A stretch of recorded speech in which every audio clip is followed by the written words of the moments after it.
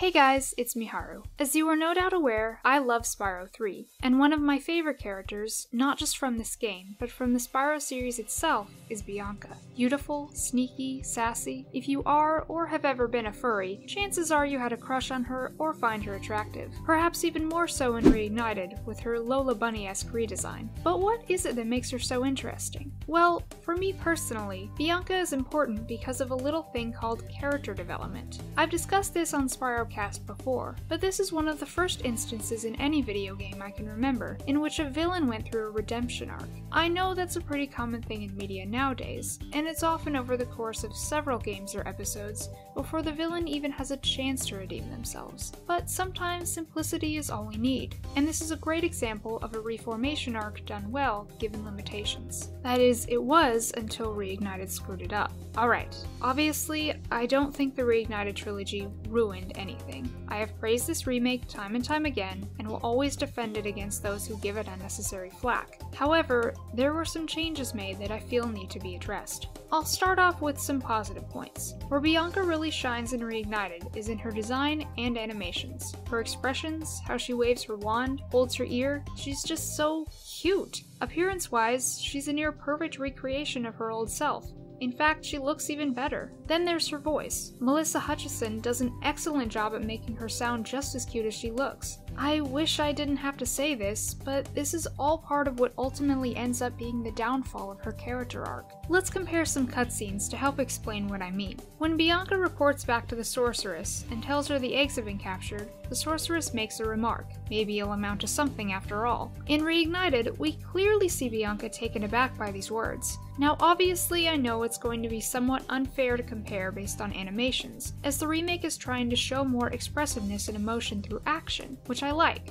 But keep in mind, I'm comparing based on the impact these changes have on me, and what I feel is lost in the process. This small, seemingly insignificant addition is displaying her innocent nature, her uncertainty toward the sorceress, too early. This is further shown in the second warning. Look at the way she steps out from behind the tree. In the original, she had the squinty-eyed, smug look on her face, while in Reignited, she does that. Again, this is what adds to her cuteness and charm, but that's precisely the problem. This just makes it look like she's trying too hard to be intimidating, rather than giving off that vibe naturally, which serves as a means for the player to question her motives and if she's truly evil or not. Then there's the first scene with her and Hunter after he gets captured. In the original, she walks up to the cage and lowers her hood before apologizing to him and offering him food. Keep in mind this is the first time in the game we see her like this. It was the turning point of her character, and the act itself was symbolic of her showing her vulnerability and becoming more comfortable with revealing her true self. So by having her appear in Reignited with her hood already off, that symbolism is lost. But it isn't just actions that make a good character arc.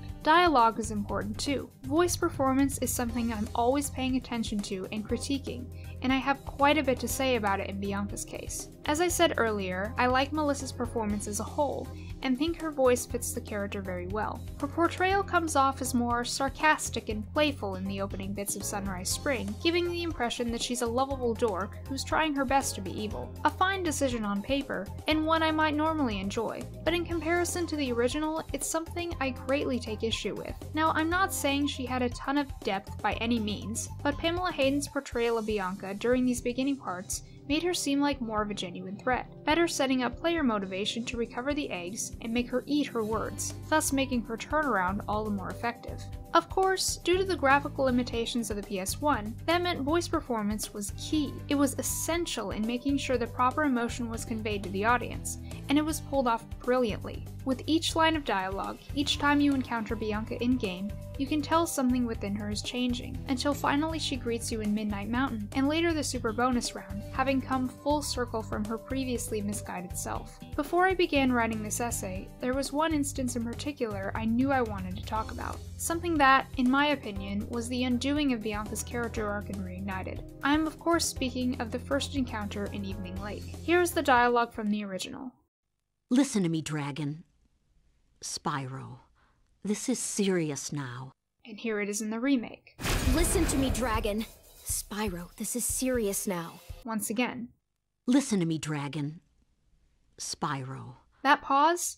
That was intentional. I must stress the importance of this line delivery because, just like the scene with her and Hunter, this was a major turning point for her. She had to bring herself to say Spyro's name, admit to herself that she really did care about him and Hunter and didn't want to see them get hurt. There is so much emotion in this line alone that perfectly conveys the inner struggle she's experiencing, and Reignited just throws that out the window by making it seem like nothing more than a drive-by occurrence, completely diminishing whatever impact it had. This is so disappointing because it comes across as if her change of heart happened instantaneously, or rather that it was unnecessary, like everything she'd said and done up until that point had been meaningless. And that's my main problem with Bianca and Reignited. She just isn't properly characterized. The transition from old to new wasn't handled as well as it could have been, resulting in her feeling like the same character from beginning to end. All the emotional dialogue swapped out for visually pleasing animations that give you the illusion of her development being more accurately expressed. So does all of this mean I hate her in the remake? No, not at all. But for such an important character in the series, the only antagonist turned protagonist in the original trilogy, it's just sad to see her story reduced in quality like this,